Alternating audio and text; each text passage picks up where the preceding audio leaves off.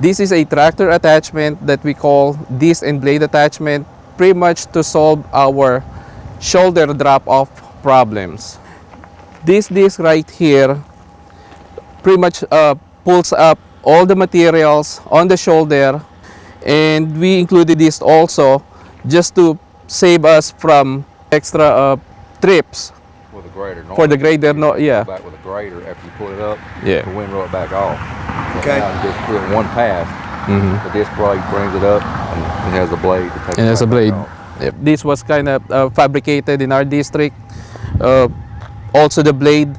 After several trials, we kind of upgraded it over time. The needs for it. So this the end product right here. If you have a road that has unpaved shoulder, and over time the shoulder, the aggregate shoulder pretty much settles and creates a 2-inch drop off or more.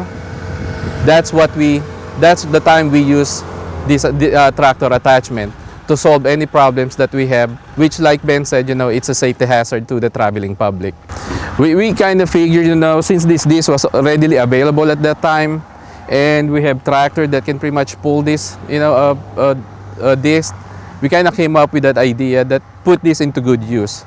Since the problem exists out there, and we thought that this disc is pretty much a solution to our existing problem.